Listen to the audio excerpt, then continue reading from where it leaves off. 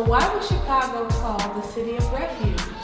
Great question, Ms. Nakia. Chicago was known as the city of refuge because it was a safe haven for many African Americans escaping the bondages of slavery.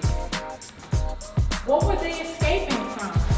They were escaping from slavery in the South. It was a cruel system that kept them in bondage.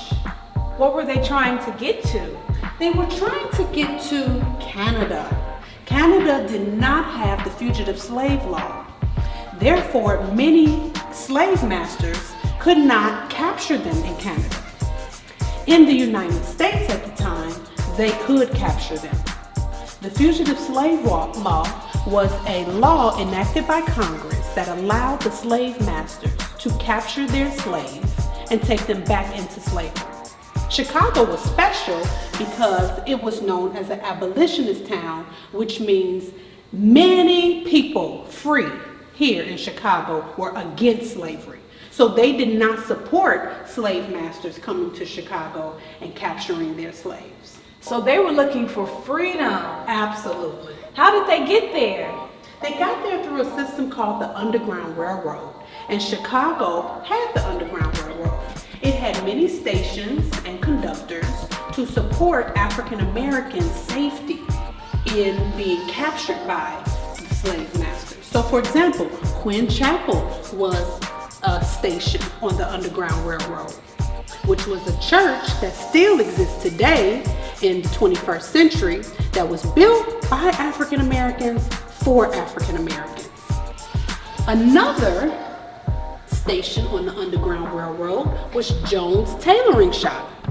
This was John Jones's tailor business, and he allowed African Americans to hide there to be safe from slave masters. Awesome. And you know what, Miss Lawson, I've learned about this, but I appreciate you teaching us. And I'm just looking at this mural here, and I notice here a sign that says $150 reward. Is that related to the fugitive slave law like you were talking about earlier? Great connection. Yes, those signs were posted around Chicago and even other cities to try to entice people to capture runaways or African Americans who had escaped slavery. And then I see another sign here that says all men are by nature equally free. And so that sounds like something that one of those abolitionists would post. Absolutely, yes. Again, Chicago was an abolitionist town, so many signs like that were posted around as well to support the African Americans who escaped. Okay, so I see here we have John Jones here, a picture of a man named John Jones, and then a book here with the same name. Can you tell me more about that? The Black Laws of Illinois were laws that kept African Americans restricted here in Chicago. So these laws did not allow African Americans in Illinois to vote.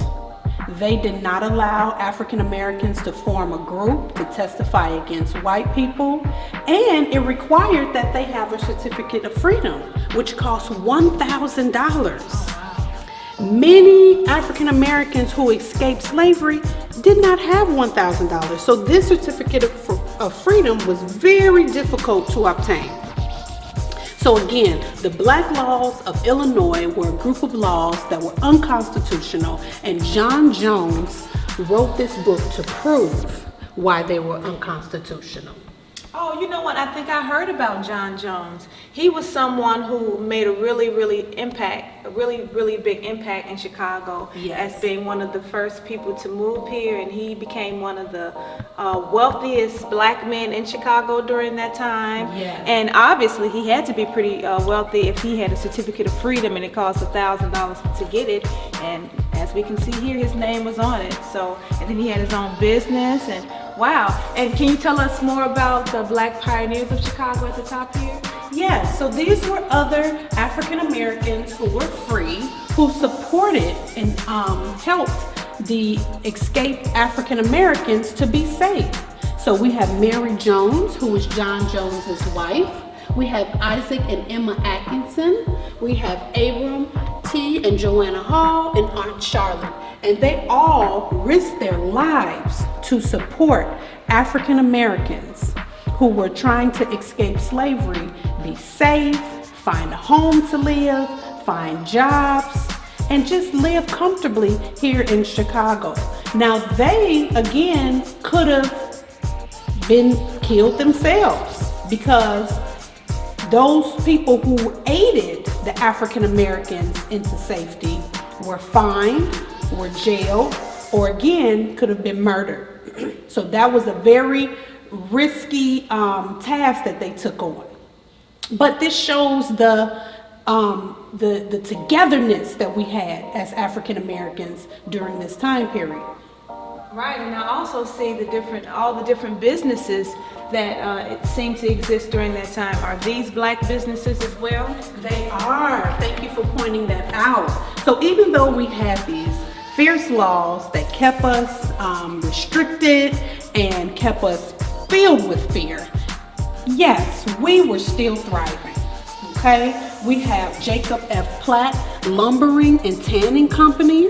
We have the Atkinson Carriage Company, which was owned by Isaac and Emma T. Atkinson. Carriages was the form of transportation during this time period. So it was very important that we have this business to help people get around. We also have John Jones Barbershop. John Jones was a famous barber at the time, and he owned his own barbershop. I'm sorry, John Johnson. Then we had many saloons for African Americans to hang out. And J.B. Davis had his own grocery store. So again, blacks were thriving during this time period.